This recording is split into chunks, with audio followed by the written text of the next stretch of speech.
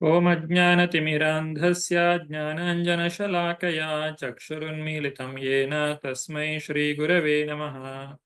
ಶ್ರೀಚೈತನ್ಯಮನೋಭೀಷ್ಟಂ ಸ್ಥಾಪಿತಂ ಯೇನ ಭೂತಲೆ ಸ್ವಯಂ ರೂಪ ಕದಾ ಮಹ್ಯಂ ದದಾತಿ ಸ್ವಪದಾಂತಿಕಂ. ವಂದೇಹಂ ಶ್ರೀಗುರು ಶ್ರೀಯುತಾಪದಕಮಲಂ ಶ್ರೀಗುರೂನ್ ವೈಷ್ಣವಾಂಶ್ಚ ಶ್ರೀರೂಪಂ ಸಾಗ್ರಜಾತಂ ಸಹಗಣ ರಘುನಾಥಾನ್ವಿತಂ ತಂ ಸಜೀವಂ ಸಾದ್ವೈತಂ ಸಾವಧೂತಂ ಪರಿಜನ ಸಹಿತಂ ಕೃಷ್ಣ ಚೈತನ್ಯ ದೇವಂ ಶ್ರೀರಾಧಾ ಕೃಷ್ಣ ಪಾದಾನ್ ಸಹಗಣ ಲಲಿತಾ ಶ್ರೀ ವಿಶಾಖಾನ್ವಿತಾಂಶ್ಚ.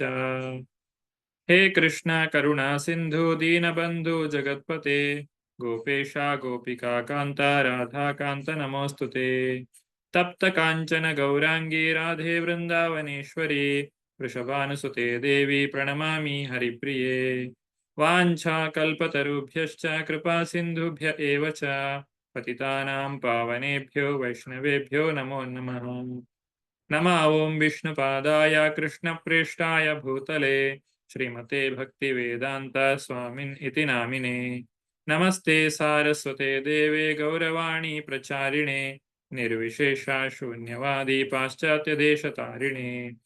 ಜಯೋ ಶ್ರೀ ಕೃಷ್ಣ ಚೈತನ್ಯ ಪ್ರಭೋ ನಿತ್ಯಾನಂದ ಶ್ರೀ ಅದ್ವೈತ ಗದಾಧರ ಶ್ರೀವಾಸಾದಿ ಗೌರ ಭಕ್ತ ವೃಂದ. ಹರೇ ಕೃಷ್ಣ ಕೃಷ್ಣ ಕೃಷ್ಣ ಹರೇ ಹರೇ ಹರೇ ರಾಮ ರಾಮ ರಾಮ ಹರೇ ಹರೇ. ಹರೇ ಕೃಷ್ಣ. ಶ್ರೀಮದ್ ಭಾಗವತದ ಅಧ್ಯಯನಕ್ಕೆ ಎಲ್ಲರಿಗೂ ಕೂಡ ಸ್ವಾಗತ. ಇವತ್ತಿನ ದಿನ ಮೊದಲನೆಯ ಸ್ಕಂದದ 12ನೇ ಅಧ್ಯಾಯವನ್ನ ನಾವು ತಿಳಿದುಕೊಳ್ಳಿಕ್ಕಿದ್ದೇವೆ. ಈ ಅಧ್ಯಾಯದ ಹೆಸರು ಚಕ್ರವರ್ತಿ ಪರೀಕ್ಷಿತನ ಜನನ. ಹಿಂದಿನ ಅಧ್ಯಾಯದಲ್ಲಿ ದ್ವಾರಕೆಗೆ ಶ್ರೀಕೃಷ್ಣನ ಪ್ರವೇಶದ ಕುರಿತಾಗಿ ನಾವು ತಿಳಿದುಕೊಂಡಿದ್ದೇವೆ. ಈಗ ಶೌನಕ ಋಷಿಗಳು ಮುಂದಕ್ಕೆ ಸೂತ ಗೋಸ್ವಾಮಿಗಳಲ್ಲಿ ತಮ್ಮ ಮುಂದಿನ ಪ್ರಶ್ನೆಗಳನ್ನ ಕೇಳುತ್ತಾರೆ. ಅದಕ್ಕೆ ಉತ್ತರವಾಗಿ ಪರೀಕ್ಷಿತ ಮಹಾರಾಜನ ಜನನದ ಕುರಿತಾಗಿ ಇಲ್ಲಿ ತಿಳಿಸ್ತಾ ಇದ್ದಾರೆ. ಶ್ರೀಮದ್ ಭಾಗವತ ಕನ್ನಡದ ಅಧ್ಯಯನ, ಆಧ್ಯಾತ್ಮಿಕ ವಿಚಾರ ಮತ್ತು ಇಸ್ಕಾನ್ ಸಂಸ್ಥೆಗಳ ಸಹಭಾಗಿತ್ವದಲ್ಲಿ ನಡೀತಾ ಇರುವಂತಹ ಈ ಒಂದು ಕಾರ್ಯಕ್ರಮಕ್ಕೆ, ಈ ಒಂದು ತರಗತಿಗೆ ತಮಗೆಲ್ಲರಿಗೂ ಕೂಡ ಸ್ವಾಗತ. ಶ್ರೀ ಶ್ರೀ ರಾಧಾ ಗೋವಿಂದ ಕಿ ಜೈ, ಶ್ರೀ ಶ್ರೀ ಗೌರ್ ನಿತಾಯ್ ಕಿ ಜೈ, ಶ್ರೀಲ ಪ್ರಭುಪಾದ ಕಿ ಜೈ. ಇಸ್ಕಾನ್ನ ಸಂಸ್ಥಾಪಕಾಚಾರ್ಯರಾದಂತಹ ಶ್ರೀ ಶ್ರೀಮದೇಸಿ ಭಕ್ತಿ ವೇದಾಂತ ಸ್ವಾಮಿ ಶ್ರೀಲ ಪ್ರಭುಪಾದರ ಬೋಧನೆಗಳ ಆಧಾರದ ಮೇಲೆ ನಾವು ಈ ಒಂದು ತರಗತಿಯನ್ನ ಮಾಡ್ತಾ ಇದ್ದೇವೆ. ಅವರು ಪ್ರಭುಪಾದರು ಕೊಟ್ಟಿರುವಂತಹ ಭಾವಾರ್ಥ ಏನಿದೆ ಅದು ಅದರ ಆಧಾರದ ಮೇಲೆ ನಾವು ಭಾಗವತವನ್ನು ಅರ್ಥ ಮಾಡಿಕೊಳ್ಳಲಿಕ್ಕೆ ಪ್ರಯತ್ನಿಸ್ತಾ ಇದ್ದೇವೆ. ಇದು ದೇವಸ್ಥಾನದ ವೆಬ್ಸೈಟ್. ಇದರಲ್ಲಿ ಅನೇಕ ಸೇವೆಗಳು ಲಭ್ಯ ಇದೆ. ತಾವು ದೇವಸ್ಥಾನದ ಸೇವೆಗಳಲ್ಲಿ ಭಾಗಿಯಾಗಬಹುದು. ಪ್ರತಿ ತಿಂಗಳ ಮೊದಲ ಸೋಮವಾರದ ದಿವಸ ಶ್ರೀಮದ್ ಭಗವದ್ಗೀತೆಯ 18 ದಿನಗಳ ಅಧ್ಯಯನ, ಅದು 18 ದಿನಗಳ ಕಾಲ ನಡೀತದೆ. 12 ಭಾಷೆಗಳಲ್ಲಿ, ಬೇರೆ ಬೇರೆ ಸಮಯಗಳಲ್ಲಿ, ಬೇರೆ ಬೇರೆ ವರ್ಗದ ವಯಸ್ಸಿನವರಿಗೆ ನಾನಾ ರೀತಿಗಳಲ್ಲಿ ತರಗತಿಯು ಇರುತ್ತದೆ. ತಮಗೆ ಯಾವ ಸಮಯದಲ್ಲಿ ಅದು ಸೂಕ್ತವಾಗ್ತದೋ ಆ ಸಮಯದಲ್ಲಿ ಈ ಕ್ಲಾಸಿಗೆ ನೀವು ಜಾಯ್ನ್ ಆಗಬಹುದು. ಇದರಲ್ಲಿ ತಾವು ಕೂಡ ಸೇರಿಕೊಳ್ಳಿ ಮತ್ತು ತಮ್ಮೆಲ್ಲರ ಬಂಧು ಮಿತ್ರರಿಗೂ ಇದರ ಬಗ್ಗೆ ತಿಳಿಸಿಕೊಡಿ ಅಂತ ಹೇಳಿ ನಾನು ತಮ್ಮಲ್ಲಿ ವಿನಂತಿ ಮಾಡಿಕೊಳ್ಳುತ್ತೇನೆ. ಅದೇ ರೀತಿ ಶ್ರೀಮದ್ ಭಾಗವತದ ಪ್ರತಿ ತಮ್ಮಲ್ಲಿ ಇಲ್ಲದೆ ಹೋದ್ರೆ ದಯವಿಟ್ಟು ಇದನ್ನ ಪಡೆದುಕೊಳ್ಳಿ. ಇದೇ ವೆಬ್ಸೈಟ್ ನಲ್ಲಿ ಇದರ ಲಿಂಕ್ ಕೂಡ ಇದೆ. ಕನ್ನಡ, ಇಂಗ್ಲಿಷ್, ಹಿಂದಿ, ಇನ್ನೂ ಅನೇಕ ಭಾಷೆಗಳಲ್ಲಿ ಈ ಒಂದು ಪುಸ್ತಕಗಳು ಲಭ್ಯ ಇದೆ. ಇವತ್ತಿನ ವಿಚಾರ ಮೊದಲನೆಯ ಸ್ಕಂದದ 12ನೆಯ ಅಧ್ಯಾಯ, ಚಕ್ರವರ್ತಿ ಪರೀಕ್ಷಿತನ ಜನನ. ಹಿಂದೆ ಶೌನಕಾದಿ ಋಷಿಗಳು ಸೂತ ಗೋಸ್ವಾಮಿಗಳಲ್ಲಿ ಪರೀಕ್ಷಿತನ ಕುರಿತಾಗಿ ಕೇಳಿದ್ರು. ಆದ್ರೆ ಆ ನಂತರ ಬೇರೆ ಬೇರೆ ವಿಚಾರಗಳ ಕುರಿತಾಗಿ ತಿಳಿಸ್ತಾ ಶ್ರೀಕೃಷ್ಣನು ಹಸ್ತಿನಾಪುರವನ್ನ ಬಿಟ್ಟು ದ್ವಾರಕೆಗೆ ಹೋಗುವ ಕುರಿತಾಗಿ ತಿಳಿಸ್ತಾ ಈ ಒಂದು ವಿಚಾರ ಅದು ತಿಳಿಸ್ಲಿಕ್ಕೆ ಇನ್ನು ಬಾಕಿ ಉಳಿದಿತ್ತು. ಈಗ ಆ ವಿಚಾರವನ್ನ ಮತ್ತೆ ಶೌನಕಾದಿ ಋಷಿಗಳು ನೆನಪು ಮಾಡ್ತಾ ಇದ್ದಾರೆ. ಆ ಮೂಲಕ ರಾಜ ಪರೀಕ್ಷಿತನ ಒಂದು ಜನನ ಯಾವ ರೀತಿಯಾಗಿ ಆಯಿತು ಅನ್ನೋದನ್ನ ನಮಗೆ ತಿಳಿಯಪಡಿಸ್ತಾ ಇದ್ದಾರೆ. ಪುಸ್ತಕವನ್ನ ಎಲ್ಲರೂ ಕೂಡ ತೆರೆಯಿರಿ. ಓಂ ನಮೋ ಭಗವತೆ ವಾಸುದೇವಾಯ. ಅಥ 12ೋऽಧ್ಯಾಯಃ. ಶೌನಕ ಉವಾಚ. ಅಶ್ವತ್ಥಾಮ್ನೋ ಉಪಸೃಷ್ಟೇನ ಬ್ರಹ್ಮ ಶೀರ್ಷ್ಣೋರುತ್ತೇಜಸ ಉತ್ತರಾಯ ಹತೋ ಗರ್ಭ ಈಶೇನ ಜೀವಿತಃ. ಅನುವಾದ. ಶೌನಕ ಮುನಿಗಳು ಹೇಳಿದರು, ಮಹಾರಾಜ ಪರೀಕ್ಷಿತನ ತಾಯಿ ಉತ್ತರೆಯ ಗರ್ಭವು ಅಶ್ವತ್ಥಾಮನು ಪ್ರಯೋಗಿಸಿದ ಘೋರ ಹಾಗೂ ಅಜೇಯವಾದ ಬ್ರಹ್ಮಾಸ್ತ್ರದಿಂದ ಹತವಾಯಿತು. ಆದರೆ ಭಗವಂತನು ಪರೀಕ್ಷಿತ ಮಹಾರಾಜನನ್ನು ರಕ್ಷಿಸಿದನು. ಇಲ್ಲಿ ಶೌನಕ ಋಷಿಗಳು ಪರೀಕ್ಷಿತನ ಕುರಿತಾಗಿ ಕೇಳ್ತಾ ಇರುವಂತಹ ಪ್ರಶ್ನೆ ಇದು ಮೊದಲ 3 ಶ್ಲೋಕಗಳಲ್ಲಿದೆ. ಎರಡನೆಯ ಶ್ಲೋಕ. ತಸ್ಯ ಜನ್ಮ ಮಹಾಬುದ್ಧೇ ಕರ್ಮಾಣಿ ಚ ಮಹಾತ್ಮನಃ ನಿಧನಂ ಚ ಯಥೈವಾಸೀತ್ ಸ ಪ್ರೀತ್ಯ ಗತವಾನ್ ಯಥಾ. ಮಹಾಬುದ್ಧಿಶಾಲಿಯಾದ ಮತ್ತು ಮಹಾಭಕ್ತನಾದ ಪರೀಕ್ಷಿತ ಚಕ್ರವರ್ತಿಯು ಆ ಗರ್ಭದಲ್ಲಿ ಜನಿಸುವುದು ಹೇಗೆ, ಅವನ ಮರಣ ಹೇಗೆ ಸಂಭವಿಸಿತು, ಮರಣಾನಂತರ ಅವನು ಯಾವ ಗತಿ ಹೊಂದಿದನು. ಪರೀಕ್ಷಿತ ಮಹಾರಾಜನ ಜನ್ಮ, ಆತನ ಕಾರ್ಯಚಟುವಟಿಕೆಗಳು ಮತ್ತು ಮರಣ, ಇದು 3 ಕೂಡ ಬಹಳ ಅದ್ಭುತವಾಗಿರುವಂತಹದ್ದು. ತನ್ನ ಜನ್ಮದ ಕಾಲದಲ್ಲಿ ತಾಯಿಯ ಗರ್ಭದಲ್ಲೇ ಭಗವಂತನ ದರ್ಶನವನ್ನು ಪಡೆದ ಪರೀಕ್ಷಿತ ಮಹಾರಾಜ ತಾನು ರಾಜ್ಯಾಡಳಿತವನ್ನ ಮಾಡುವಾಗ ಕಲಿಯನ್ನ ನಿಗ್ರಹಿಸಿ ಕಲಿ ಆ ಒಂದು ಪ್ರವೇಶ ಮಾಡುವುದನ್ನ ತಡೆಯುವಂತಹ ಶಕ್ತಿ ಆ ಪರೀಕ್ಷಿತ ಮಹಾರಾಜನಿಗಿತ್ತು. ಕೊನೆಗೆ ಕಲಿಯು ಪರೀಕ್ಷಿತನಲ್ಲಿ ಪ್ರಾರ್ಥನೆಯನ್ನು ಮಾಡಿಕೊಂಡ ಕಾರಣಕ್ಕಾಗಿ ಕಲಿಗೆ ಉಳಿದುಕೊಳ್ಳಿಕ್ಕೆ ಪರೀಕ್ಷಿತನೇ ಕೆಲವೊಂದು ಸ್ಥಳಗಳನ್ನ ಸೂಚಿಸ್ತಾನೆ. ಅಂದ್ರೆ ಕಲಿಯ ಒಂದು ಪ್ರಭಾವ ಏನಿದೆ ಅದು ನಮ್ಮ ಮೇಲೆ ಬೀಳದೇ ಇರುವ ಹಾಗೆ ನಾವು ಜಾಗರೂಕತೆಯನ್ನು ವಹಿಸಿದ್ರೆ ಈ ಕಲಿಯುಗದ ಪ್ರಭಾವಕ್ಕೆ ನಾವು ಒಳಗಾಗುವುದಿಲ್ಲ. ಕಲಿಯುಗದಲ್ಲಿ ಇದ್ರೂ ಕೂಡ ನಾವು ಸತ್ಯಯುಗದಲ್ಲಿ ಇರುವಂತೆಯೇ ಜೀವನವನ್ನ ಮಾಡಲಿಕ್ಕೆ ಸಾಧ್ಯ ಇದೆ. ದ್ಯೂತಂ ಪಾನಂ ಸ್ತ್ರೀಯಾಸೂನ, ಈ 4 ವಿಚಾರಗಳನ್ನು ನಾವು ದೂರ ಇಡಬೇಕು. ದ್ಯೂತ ಅಂತ ಹೇಳಿದ್ರೆ ಜೂಜಾಡುವಂತಹದ್ದು, ಪಾನಂ ಅಂತ ಹೇಳಿದ್ರೆ ಮದ್ಯಪಾನ, ಧೂಮಪಾನ ಇತ್ಯಾದಿ ಅಮಲು ಪದಾರ್ಥಗಳನ್ನ ಸೇವನೆ ಮಾಡುವಂತಹದ್ದು, ಸ್ತ್ರೀಯ ವ್ಯಭಿಚಾರದಿಂದ ದೂರ ಇರುವಂತಹದ್ದು, ಸೂನ ಮಾಂಸಾಹಾರವನ್ನ ಮಾಡದೇ ಇರುವಂತಹದ್ದು. ಈ 4 ವಿಚಾರಗಳನ್ನ ಪಾಲಿಸುವುದರಿಂದ ಅಥವಾ ಈ ವಿಚಾರಗಳನ್ನು ದೂರ ಇಡುವುದರಿಂದ ವ್ಯಕ್ತಿಯು ಕಲಿಯ ಪ್ರಭಾವಕ್ಕೆ ಒಳಗಾಗುವುದಿಲ್ಲ. ಹಾಗೆಯೇ ಈ ಕಲಿಯುಗದಲ್ಲಿ ಹರಿನಾಮದ ಮಹತ್ವ ಬಹಳ ದೊಡ್ಡದು. ಯಾಕಂದ್ರೆ ಬೇರೆ ವಿಧಾನಗಳಿಂದ ನಮಗೆ ಆತ್ಮಸಾಕ್ಷಾತ್ಕಾರ ಬಹಳ ಕಷ್ಟ. ಹಾಗಾಗಿ ಕಲಿಯುಗದಲ್ಲಿ ವಿಶೇಷವಾಗಿ ಹರಿನಾಮವನ್ನ ತಿಳಿಸ್ತಾರೆ. ಹರಿನಾಮದ ಮುಖಾಂತರವಾಗಿ ನಾವು ಭಗವಂತನ ಧಾಮಕ್ಕೆ ಹೋಗಬಹುದು.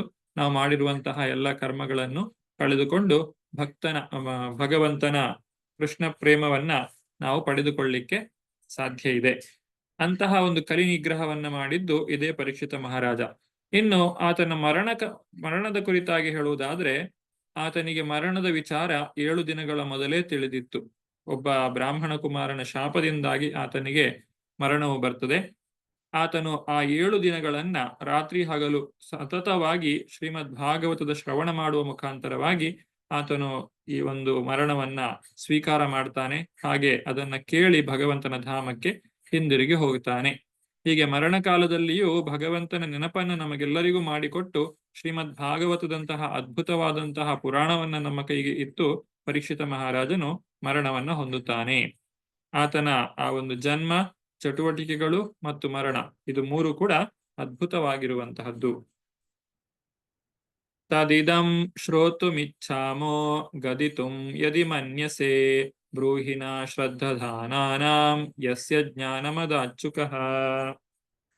ನಾವೆಲ್ಲರೂ ಶುಕಮುನಿಯಿಂದ ದಿವ್ಯ ಜ್ಞಾನೋಪದೇಶವನ್ನು ಪಡೆದ ಅವನ ಅಂದರೆ ಪರೀಕ್ಷಿತ ಮಹಾರಾಜನ ಬಗ್ಗೆ ಆದರದಿಂದ ಕೇಳಬಯಸುತ್ತೇವೆ. ದಯಮಾಡಿ ಅದನ್ನು ಕುರಿತು ಹೇಳಿ. ಇಲ್ಲಿ ಶೌನಕಾದಿಗಳು ಸೂತ ಗೋಸ್ವಾಮಿಗಳಲ್ಲಿ ಕೇಳಿದಂತಹ ಪ್ರಶ್ನೆ, ಅದಕ್ಕೆ ಈಗ ಅವರು ಉತ್ತರವನ್ನ ಕೊಡ್ತಾರೆ. ಸೂತ ಗೋಸ್ವಾಮಿಗಳು ಹೇಳ್ತಾರೆ, ಸೂತ ಉವಾಚ ಅಪೀಪಲಬ್ಧ ಧರ್ಮರಾಜ ಪಿತೃವದ್ರಂಜಯನ್ ಪ್ರಜಾ ನಿಸ್ಪೃಹ ಸರ್ವ ಕಾಮೇಭ್ಯ ಕೃಷ್ಣ ಪಾದಾನುಸೇವಯ. ಸೂತ ಮುನಿಗಳು ಹೇಳಿದರು, ಸಾಮ್ರಾಟ ಯುಧಿಷ್ಠಿರನು ತನ್ನ ಆಳ್ವಿಕೆಯಲ್ಲಿ ಪ್ರತಿಯೊಬ್ಬನನ್ನು ಉದಾರ ಭಾವದಿಂದ ಪಾಲಿಸಿದನು. ಅವನು ತನ್ನ ತಂದೆಯಂತೆಯೇ ಇದ್ದನು. ಅವನಿಗೆ ವೈಯಕ್ತಿಕ ಮಹದಾಸೆ ಇರಲಿಲ್ಲ. ಶ್ರೀಕೃಷ್ಣನ ಪಾದಾರವಿಂದಗಳ ನಿರಂತರ ಸೇವೆಯಿಂದಾಗಿ ಅವನು ಸಕಲ ಇಂದ್ರಿಯ ತುಷ್ಟಿಯಿಂದ ಮುಕ್ತನಾಗಿದ್ದನು. ಇಲ್ಲಿ ಯುಧಿಷ್ಠಿರ ಮಹಾರಾಜ ಆತನು ತನ್ನ ತಂದೆ ಅಂದ್ರೆ ಪಾಂಡು ಮಹಾರಾಜನ ರೀತಿಯಲ್ಲಿಯೇ ರಾಜ್ಯಾಡಳಿತವನ್ನ ಮಾಡ್ತಾ ಇದ್ದನು. ಪಾಂಡುವು ಕೂಡ ಬಹಳ ಉತ್ತಮವಾದಂತಹ ರಾಜನಾಗಿದ್ದಂಥವನು. ಆ ತಂದೆಯ ಹಾಗೆಯೇ ಮಗನು ಕೂಡ ಒಳ್ಳೆಯ ರಾಜ್ಯಾಡಳಿತವನ್ನ ಕೊಡ್ತಾ ಇದ್ದಾನೆ. ಆತನಿಗೆ ತನ್ನ ಇಂದ್ರಿಯ ಭೋಗಕ್ಕಾಗಿ ರಾಜ್ಯದ ಸಂಪತ್ತನ್ನ ಆತನು ಬಳಸಲಿಲ್ಲ. ಆತನಿಗೆ ತನ್ನದೇ ಆದಂತಹ ಮಹದಾಸೆ ಯಾವುದು ಕೂಡ ಇರಲಿಲ್ಲ. ತಾನೇನಿದ್ರೂ ಕೂಡ ಶ್ರೀಕೃಷ್ಣನ ಸೇವೆಯಲ್ಲಿ ಮಾತ್ರ ಆತನು ಕೆಲಸವನ್ನ ಮಾಡ್ತಾ ಇದ್ದ. ಹಾಗಾಗಿ ಅವನು ತನ್ನ ಪ್ರಜೆಗಳನ್ನ ಮಕ್ಕಳಂತೆ ಪಾಲಿಸ್ತಾ ಇದ್ದ. ಪರೀಕ್ಷಿತ ರಾಜ ಯುಧಿಷ್ಠಿರನ ಒಂದು ಮಾದರಿ ಆಡಳಿತದ ಕುರಿತಾಗಿ ಇಲ್ಲಿ ಮೊದಲು ಸೂತ ಗೋಸ್ವಾಮಿಗಳು ನಮಗೆ ತಿಳಿಸ್ತಾ ಇದ್ದಾರೆ. ಸಂಪದಾ ಕ್ರತವೋ ಲೋಕ ಮಹಿಷಿ ಭ್ರಾತರೋ ಮಹಿ ಜಂಬೂ ದ್ವೀಪಾಧಿಪತ್ಯಂ ಚ ಯಶಶ್ಚ ತ್ರಿದೇವಂ ಗತಂ.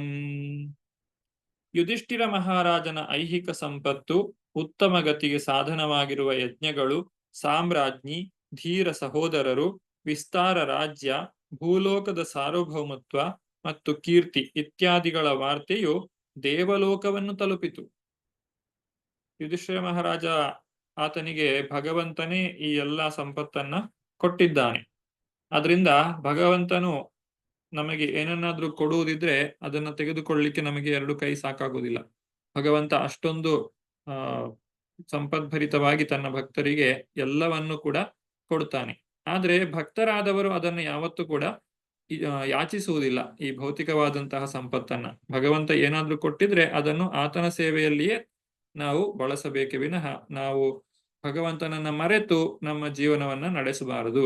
ಅದು ಭಕ್ತರ ಲಕ್ಷಣ. ಹಾಗೆ ಭಗವಂತನ ಶುದ್ಧ ಭಕ್ತರಾದಂತಹ ಯುಧಿಷ್ಠಿರ ಮಹಾರಾಜ ತಾನು ಭಗವಂತನಿಂದ ಪಡೆದಂತಹ ಸಂಪತ್ತು ಏನಿದೆ ಅದನ್ನ ಉತ್ತಮವಾದಂತಹ ಕಾರ್ಯಗಳಿಗೆ ಬಳಸ್ತಾ ಇದ್ದಾನೆ. ಹಾಗೆ ಆ ಒಂದು ಸಂಪತ್ತು ಎಷ್ಟು ಇತ್ತು ಅಂತ ಹೇಳಿದ್ರೆ ಅದು ಸ್ವರ್ಗಲೋಕದ ಸಂಪತ್ತನ್ನು ಕೂಡ ಮೀರಿಸುವಂತಿತ್ತು. ಒಂದು ಏನಂತ ಹೇಳಿದ್ರೆ ಸ್ವರ್ಗಲೋಕಕ್ಕಿಂತಲೂ ಇಲ್ಲಿ ಹಸ್ತಿನಾಪುರ ಅಥವಾ ದ್ವಾರಕೆ ಶ್ರೇಷ್ಠವಾದದ್ದು. ಯಾಕಂದ್ರೆ ಅಲ್ಲಿ ಭಗವಂತನ ಉಪಸ್ಥಿತಿ ಇದೆ. ಸ್ವರ್ಗಲೋಕದಲ್ಲಿರುವಂತಹ ದೇವತೆಗಳಿಗೆ ಭಗವಂತನ ದರ್ಶನ ಸಿಗುವುದಿಲ್ಲ. ಅವರೇನಿದ್ರು ಕೂಡ ಬ್ರಹ್ಮದೇವನ ಹತ್ರ ಹೋಗಿ ಪ್ರಾರ್ಥನೆಯನ್ನ ಮಾಡಬೇಕು ಏನೇ ಆದ್ರೂ ಸಮಸ್ಯೆ ಬಂದಾಗ.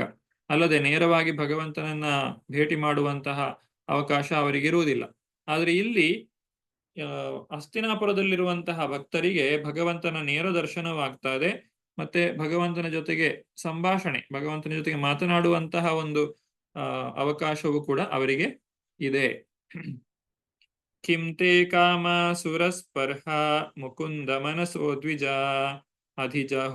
ಅಧಿಜಹುರ್ಮುದಂ ರಾಜ್ಞಾ ಕ್ಷುದಿತಸ್ಯ ಯಥೇತರೇ. ಎಲೈ ಬ್ರಾಹ್ಮಣರೇ, ರಾಜನ ಸಂಪತ್ತು ಎಷ್ಟು ಆಕರ್ಷಿತವಾಗಿತ್ತೆಂದರೆ ಸ್ವರ್ಗವಾಸಿಗಳು ಆಶಿಸುವಂತಹದಾಗಿತ್ತು. ಆದರೆ ಅವನು ಭಗವಂತನ ಸೇವೆಯಲ್ಲಿ ನಿರತನಾದ್ದರಿಂದ ಭಗವತ್ ಸೇವೆಯನ್ನು ಬಿಟ್ಟು ಬೇರೆ ಯಾವುದೂ ಅವನಿಗೆ ತೃಪ್ತಿ ತರುವಂತಹದ್ದಾಗಿರಲಿಲ್ಲ.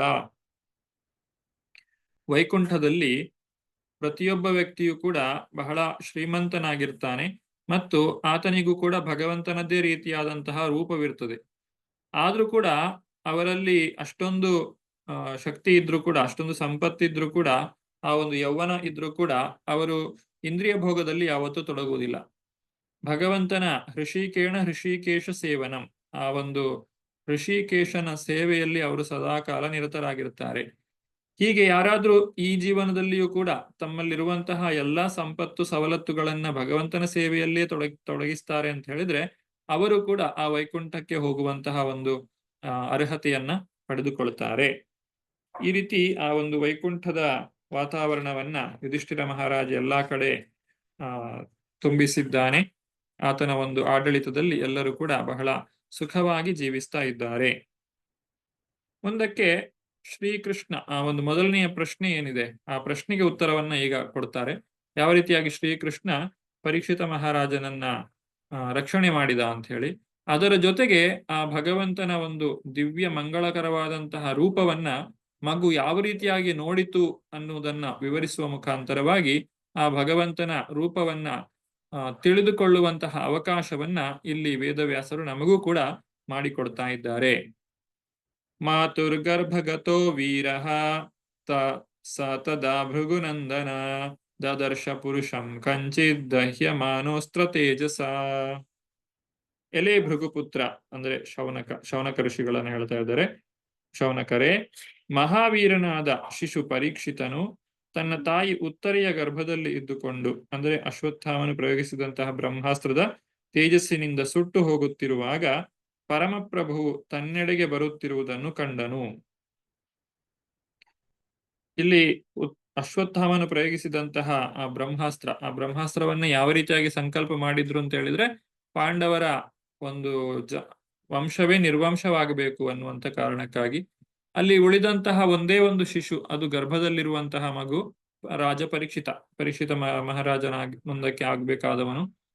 ಅದು ಕೊನೆಯ ಒಂದು ಕುಡಿ ಅವರ ವಂಶದಲ್ಲಿ, ಆತನನ್ನ ಬಿಟ್ರೆ ಬೇರೆ ಯಾರೂ ಇಲ್ಲ. ಆದ್ರಿಂದ ಆ ಮಗುವನ್ನೇ ನಾಶ ಮಾಡಬೇಕು ಅಂತ ಹೇಳಿ ಆ ಬ್ರಹ್ಮಾಸ್ತ್ರವು ಮುಂದುವರಿತಾ ಇದ್ದಾಗ ಗರ್ಭದಲ್ಲಿದ್ದಂತಹ ಶಿಶು ತಾಯಿ ಉತ್ತರೆ ಅಂತ ಹೇಳಿದ್ರೆ ಅಭಿಮನ್ಯುವಿನ ಮಡದಿ, ಅಭಿಮನ್ಯುವಿನ ಹೆಂಡತಿ. ಆಕೆಯ ಗರ್ಭದಲ್ಲಿರುವಂತಹ ಅಶ್ವತ್ಥಾಮನನ್ನ ರಕ್ಷಣೆ ಗರ್ಭದಲ್ಲಿದ್ದಂತಹ ಪರೀಕ್ಷಿತನನ್ನ ಅಶ್ವತ್ಥಾಮನ ಬ್ರಹ್ಮಾಸ್ತ್ರದ ತೇಜಸ್ಸಿನಿಂದ ರಕ್ಷಣೆ ಮಾಡಲಿಕ್ಕೆ ಆ ಭಗವಂತನೇ ನೇರವಾಗಿ ಬರ್ತಾನೆ. ಭಗವಂತನ ರೂಪವು ಯಾವ ರೀತಿಯಾಗಿತ್ತು ಇದನ್ನ ಇಲ್ಲಿ ತಿಳಿಸ್ತಾರೆ. ಭಗವಂತನ ರೂಪ, ಅವನು ಅಂದ್ರೆ ಭಗವಂತನು ಒಂದು ಅಂಗುಷ್ಟದಷ್ಟು ಮಾತ್ರ ಎತ್ತರವಿದ್ದನು, ಆದರೆ ಪೂರ್ಣವಾಗಿ ದಿವ್ಯನಾಗಿದ್ದನು. ಅವನು ಅತ್ಯಂತ ಸುಂದರವಾದ ಶ್ಯಾಮಲವರ್ಣದ ಅಚ್ಯುತ ಶರೀರದಿಂದ ಕೂಡಿದ್ದನು. ಹೊಳೆಯುವ ಪೀತಾಂಬರವನ್ನು ಝಗಝಗಿಸುವ ಸುವರ್ಣ ಕಿರೀಟವನ್ನು ಧರಿಸಿದ್ದನು. ಮಗು ಅದನ್ನು ಹೀಗೆ ಕಂಡಿತು. ಭಗವಂತನ ರೂಪದ ದರ್ಶನವನ್ನ ಪಡೆದಂತಹ ಶುದ್ಧ ಭಕ್ತರು ಯಾರಿದ್ದಾರೆ, ಅವರು ತಮ್ಮ ವರ್ಣನೆಯ ಮುಖಾಂತರವಾಗಿ ಉಳಿದವರೆಲ್ಲರೂ ಅದರ ಕುರಿತಾಗಿ ಸ್ವಲ್ಪ ಮಾತ್ರ ತಿಳಿದುಕೊಳ್ಳಲಿ ಅನ್ನುವಂತಹ ಉದ್ದೇಶದಿಂದ ನಮಗೋಸ್ಕರ ಈ ಒಂದು ಪುರಾಣಗಳ ಮುಖಾಂತರ ತಿಳಿಸಿಕೊಡ್ತಾರೆ ಆ ಭಗವಂತನ ದಿವ್ಯವಾದಂತಹ ರೂಪ ಯಾವ ರೀತಿಯಾಗಿದೆ ಅಂತ ಹೇಳಿ. ಇಲ್ಲಿ ವಿಚಾರವನ್ನ ತಿಳಿಸ್ತಾ ಇದ್ದಾರೆ. ಅಂಗುಷ್ಟ ಮಾತ್ರಂ ಅಮಲಂ, ಅಂಗುಷ್ಟದಷ್ಟು ಎತ್ತರವಿದ್ದಂತಹ ಭಗವಂತನ ಒಂದು ರೂಪ. ಯಾಕಂದ್ರೆ ಆ ಒಂದು ಉತ್ತರೆಯ ಗರ್ಭದ ಒಳಗೆ ಹೋಗ್ಬೇಕು ಅಂತ ಹೇಳಿದ್ರೆ ಅದೇ ಆ ಒಂದು ಗರ್ಭದ ಭ್ರೂಣದ ಒಂದು ಗಾತ್ರದ ಅಷ್ಟೇ ಅವರು ಶರೀರವನ್ನ ಪಡೆದುಕೊಳ್ತಾರೆ. ಭಗವಂತನ ಶರೀರ ದಿವ್ಯವಾಗಿರುವಂತಹದ್ದು. ಹಾಗಾಗಿ ಭಗವಂತ ಯಾವ ರೂಪವನ್ನು ಕೂಡ ತಾಳಬಲ್ಲ, ಯಾವ ಒಂದು ಆಕಾರವನ್ನು ಕೂಡ ತಾನು ಪಡೆಯಬಲ್ಲ. ದಿವ್ಯನಾದಂತಹ ಶರೀರ. ಭಗವಂತ ಯಾವತ್ತೂ ಕೂಡ ಭೌತಿಕವಾದಂತಹ ಕಲ್ಮಶಗಳಿಂದ ಬಾಧಿತನಾಗುವುದಿಲ್ಲ. ಅವನು ಸದಾ ಕಾಲವು ದಿವ್ಯನಾಗಿರ್ತಾನೆ. ಅವನು ಶ್ಯಾಮಲ ವರ್ಣನಾಗಿದ್ರು ಸುಂದರನಾಗಿರ್ತಾನೆ. ಕಂದರ್ಪ ಕೋಟಿ ಕಮನೀಯ ವಿಶೇಷ ಶೋಭಂ. ಬ್ರಹ್ಮ ಸಂಹಿತೆಯಲ್ಲಿ ಭಗವಂತನ ಲೋಕದ ಸಂಪೂರ್ಣ ವಿವರಣೆಯನ್ನು ನಾವು ಕಾಣಬಹುದು. ಇದನ್ನ ಬ್ರಹ್ಮ ಸಂಹಿತೆಯನ್ನು ಓದಿದ್ರೆ ನಮಗೂ ಕೂಡ ಇದೆಲ್ಲವೂ ಕೂಡ ಅರ್ಥ ಆಗುತ್ತದೆ. ಆ ಹೊಳೆಯುವಂತಹ ಪೀತಾಂಬರವನ್ನು ಧರಿಸಿದ್ದಂತಹ, ಸುವರ್ಣ ಕಿರೀಟವನ್ನು ಧರಿಸಿದ್ದಂತಹ ಆ ಭಗವಂತನ ದಿವ್ಯವಾದ ರೂಪವನ್ನ ಮಗುವು ಕಂಡಿತು. ಶ್ರೀಮದ್ದೀರ್ಘ ಚತುರ್ಬಾಹುಂ ತಪ್ತ ಕಾಂಚನ ಕುಂಡಲಂ ಕ್ಷತಜಾಕ್ಷಂ ಗದಾಪಾಣಿಂ ಆತ್ಮನ ಸರ್ವತೋ ದಿಶಂ ಪರಿಭ್ರಮಂತ ಮುಲ್ಕಾಭಾಂ ಭ್ರಾಮಯಂತಂ ಗದಾಂ ಮುಹು. ಅನುವಾದ: ಭಗವಂತನು ಶೋಭೆಯಿಂದ ಕೂಡಿದ ದೀರ್ಘವಾದ 4 ಬಾಹುಗಳಿಂದ, ಕರಗಿದ ಚಿನ್ನದಂತಹ ಕುಂಡಲಗಳಿಂದ, ಕೋಪ ತುಂಬಿದ ರಕ್ತಕೆಂಪಿನ ಕಣ್ಣುಗಳಿಂದ ಕೂಡಿದ್ದನು. ಅವನು ಚಲಿಸುತ್ತಿರುವಂತೆ ಅವನ ಗದೆಯು ಉಲ್ಕೆಯಂತೆ ಅವನನ್ನು ಸುತ್ತುವರಿದಿತ್ತು. ಇದು ಬ್ರಹ್ಮ ಸಂಹಿತೆಯಲ್ಲಿ ಕೂಡ ನಾವು ಭಗವಂತನ ಒಂದು ರೂಪವನ್ನ ಕಾಣಬಹುದು. ಯಾವ ರೀತಿಯಾಗಿ ಭಗವಂತ ಗರ್ಭೋದಕಶಾಹಿ ವಿಷ್ಣು ಮತ್ತು ಕ್ಷೀರೋದಕಶಾಹಿ ವಿಷ್ಣುವಾಗಿ ವಿಸ್ತರಣೆ ಹೊಂದಿ ಈ ಪ್ರಪಂಚವನ್ನ ಪ್ರವೇಶಿಸ್ತಾನೆ, ಪ್ರಪಂಚದಲ್ಲಿರುವ ಪ್ರತಿಯೊಂದು ಜೀವಿಯನ್ನು ಕೂಡ ಪ್ರವೇಶಿಸ್ತಾನೆ ಅನ್ನೋದನ್ನ ನಾವಲ್ಲಿ ಕಾಣಬಹುದು. ಭಗವಂತನಿಗೆ 4 ಬಾಹುಗಳು, ಅಂದ್ರೆ ಆ ಒಂದು ಕ್ಷೀರೋದಕಶಾಹಿ ವಿಷ್ಣು ಅಂತ ಹೇಳ್ತೇವೆ ನಾವು, ಪರಮಾತ್ಮ ರೂಪಿಯಾಗಿ ಅವನಿಗೆ 4 ಕೈಗಳಿವೆ, ಚತುರ್ಭುಜನಾಗಿರುತ್ತಾನೆ. ಮತ್ತು ಅವನ ಕಿವಿಗಳಲ್ಲಿರುವಂತಹ ಕುಂಡಲಗಳು, ಅದು ಚಿನ್ನದ ಕುಂಡಲಗಳು, ಕರಗಿದ ಚಿನ್ನದಂತೆ ಅದು ಹೊಳೆಯುತ್ತಾ ಇದೆ.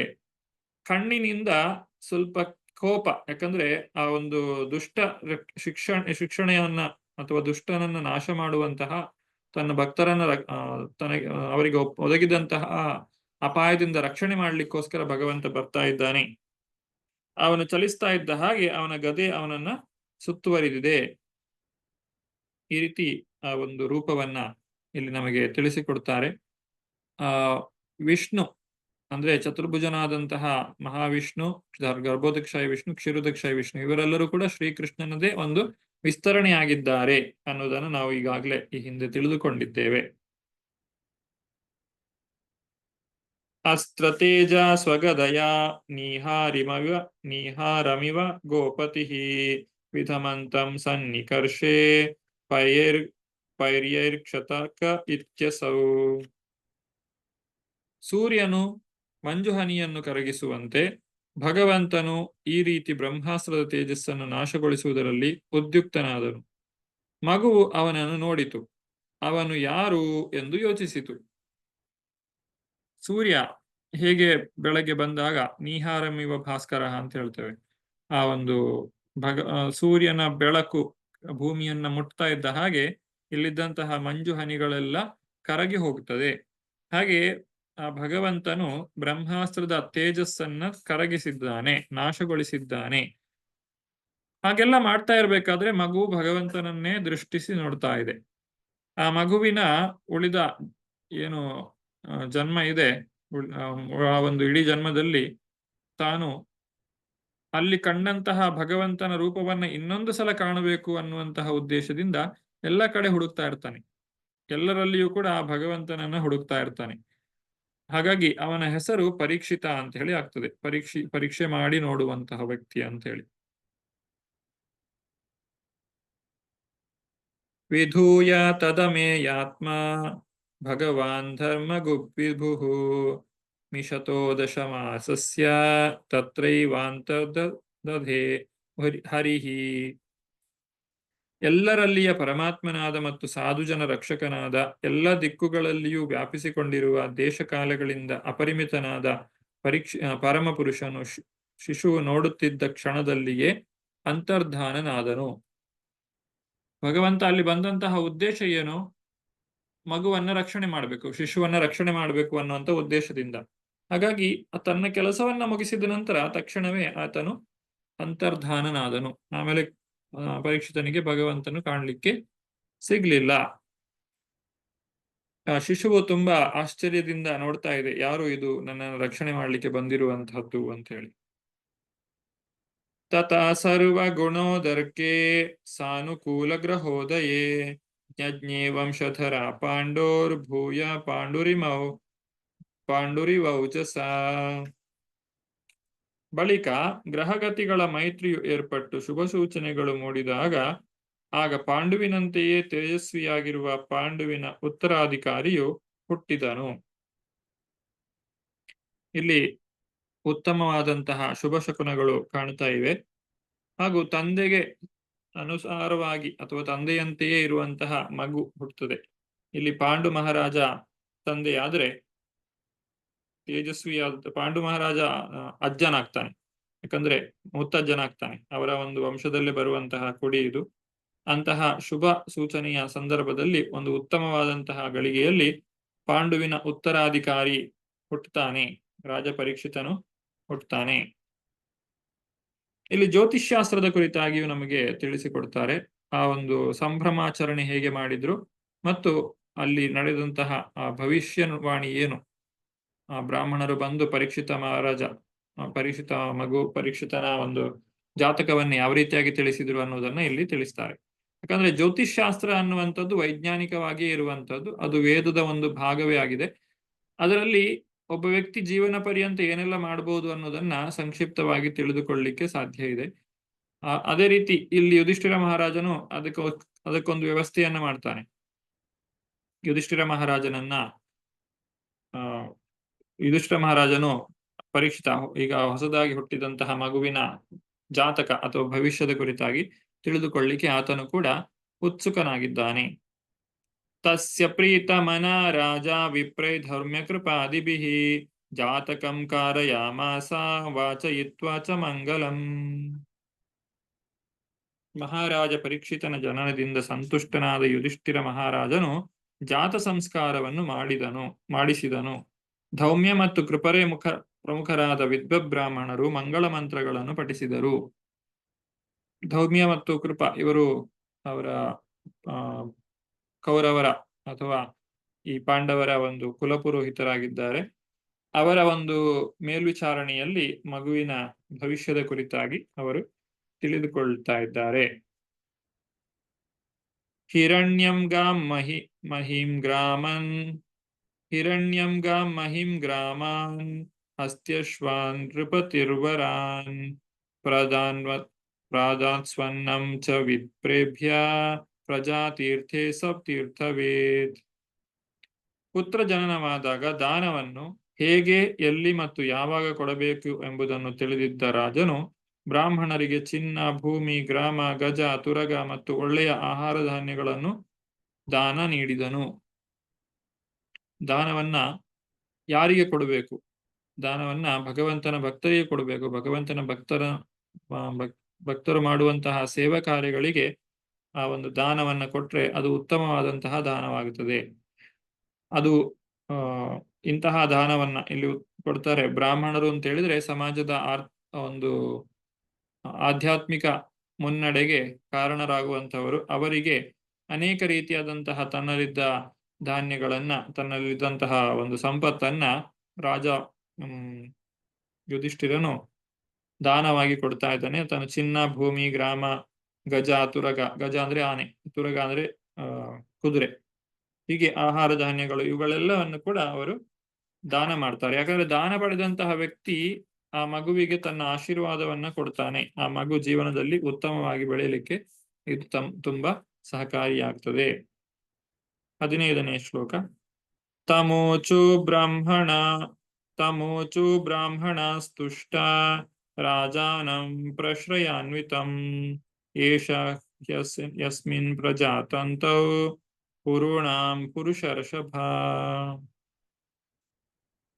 ವಿದ್ವಾಂಸರಾದ ಬ್ರಾಹ್ಮಣರು ರಾಜನ ದಾನಗಳಿಂದ ಸಂತೃಪ್ತರಾಗಿ ಅವನನ್ನು ಪುರುಷಶ್ರೇಷ್ಠನೆಂದು ಸಂಬೋಧಿಸಿದರು ಮತ್ತು ಅವನ ಮಗನು ಖಂಡಿತವಾಗಿ ಪುರುವಂಶದ ಕುಡಿಯಾಗಿದ್ದಾನೆಂದು ತಿಳಿಸಿದರು. ಆ ಮಗುವಿನ ಲಕ್ಷಣಗಳನ್ನೆಲ್ಲ ನೋಡಿದಂತಹ ಬ್ರಾಹ್ಮಣರು ಯಾರೆಲ್ಲ ದಾನವನ್ನ ಪಡೆದಿದ್ದಾರೆ ಅವರು ಯಥೇಚ್ಛವಾಗಿ ಮಗುವಿಗೆ ತಮ್ಮ ಆಶೀರ್ವಾದವನ್ನ ನೀಡಿದ್ದಾರೆ. ಆ ಮಗು ಒಂದು ಉತ್ತಮವಾದಂತಹ ಪ್ರಜೆಯಾಗಿ ಬೆಳೆಯುತ್ತಾನೆ ಅನ್ನೋದರಲ್ಲಿ ಯಾವುದೇ ಸಂದೇಹವಿಲ್ಲ. ಆತನು ವೀರನೂ ಆಗಿರ್ತಾನೆ, ಆತನು ರಾಜನೂ ಆಗಿರ್ತಾನೆ. 16ನೇ ಶ್ಲೋಕ. ದೈವೇನ ಪ್ರತಿಘಾತೇನ ಶುಕ್ಲೇ ಸಂಸ್ಥಾಮುಪೇಯುಷಿ ರಾತೋ ಅನುಗ್ರಹಾರ್ಥಾಯ ವಿಷ್ಣುನಾ ಪ್ರಭವಿಷ್ಣುನಾ.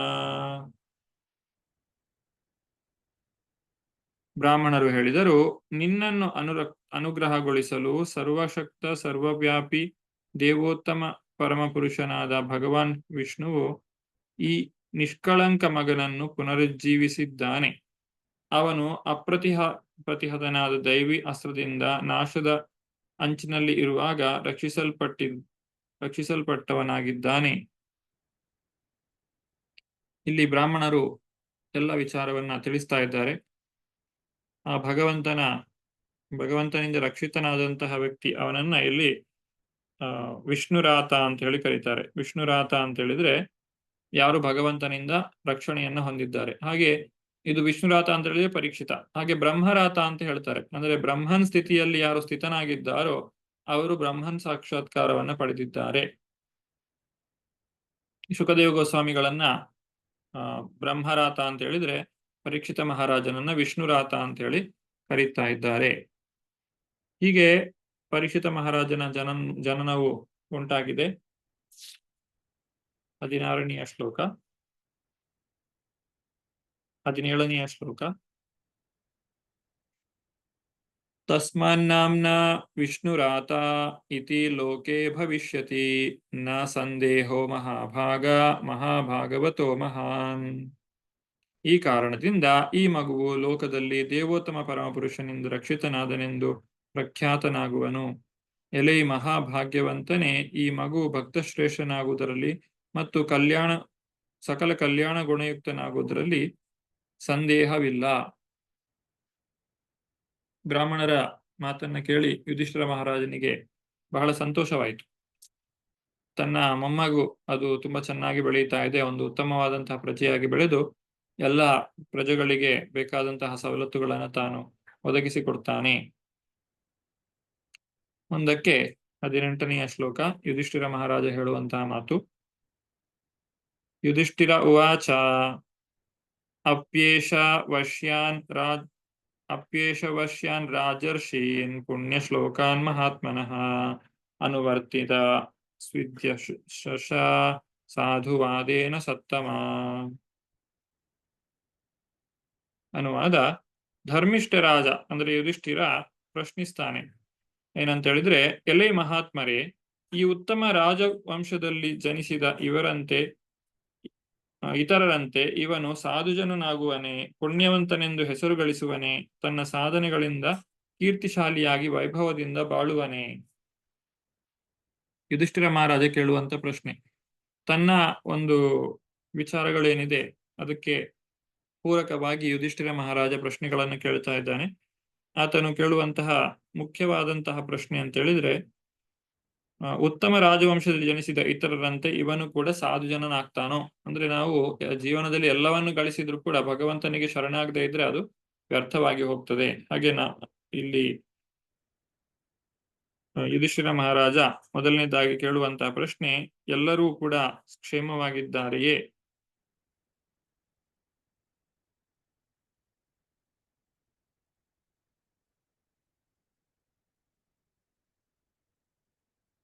ತೊಂಬತ್ತನೆಯ ಶ್ಲೋಕ.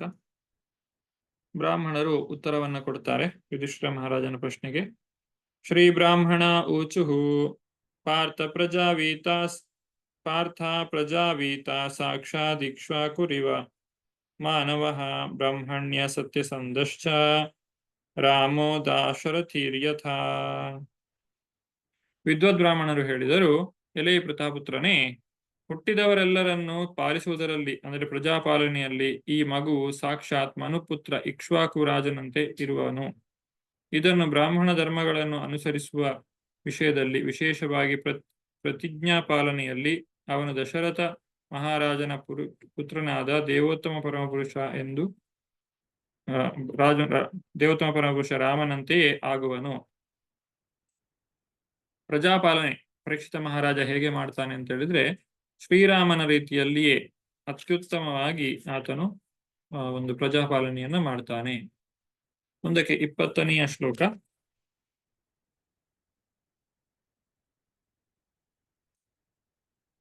ಏಷ ದಾತ ಶರಣ್ಯಶ್ಚ ಯಥಾ ಹ್ಯೌಷೀನ ರಾಶಿಭಿ ಯಶೋ ವಿತನಿತಾತ್ ಸ್ವಾನಾಂ ದೌಷ್ಯಂತಿರಿವ ಯಜ್ವನಾಂ.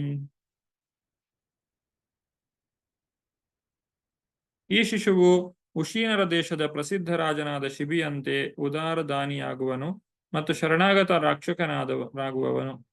ಅಲ್ಲದೆ ಮಹಾರಾಜ ದುಷ್ಯಂತನ ಮಗ ಭರತನಂತೆ ತನ್ನ ವಂಶದ ಹೆಸರು ಮತ್ತು ಕೀರ್ತಿಯನ್ನು ವಿಸ್ತರಿಸುವನು.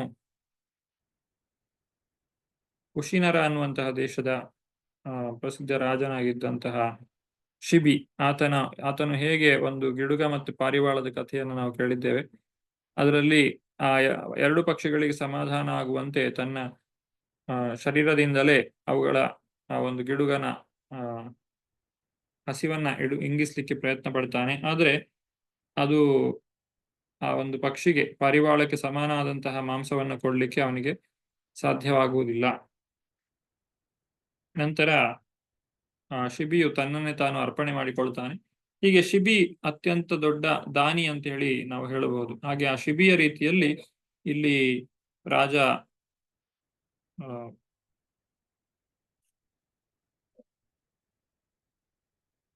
ಪರೀಕ್ಷಿತನು ಅತ್ಯಂತ ಉದಾರಿಯಾದಂತಹ ರಾಜನಾಗಿರುತ್ತಾನೆ.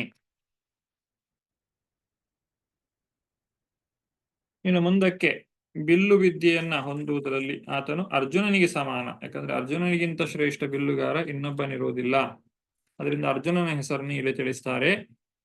ಧನ್ವಿನಾಮ ಗ್ರಣೀರೇಶ ತುಲ್ಯಶ್ಚಾರ್ಜುನ ಯೋ ಹುತಾಶ ಇವ ದುರ್ಧರ್ಷ ಸಮುದ್ರ ಇವ ದುಸ್ತರಃ. ಮಹಾಬಿಲ್ಗಾರರಲ್ಲಿ ಈ ಮಗುವು ಅರ್ಜುನನಿಗೆ ಸಮಾನನಾದವನು. ಅವನು ಅಗ್ನಿಯಂತೆ ಎಲ್ಲರಿಗೆ ಎದುರಿಲ್ಲದವನು ಮತ್ತು ಸಮುದ್ರದಂತೆ ಮೀರಲು ಅಸಾಧ್ಯನು ಆಗುವನು. ಬಿಲ್ಲನ್ನ ಹೊಂದುವುದರಲ್ಲಿ ಅಥವಾ ಬಿಲ್ಲು ವಿದ್ಯೆಯಲ್ಲಿ ಆ ಒಂದು ರಾಜ ಪರೀಕ್ಷಿತ ಆತನು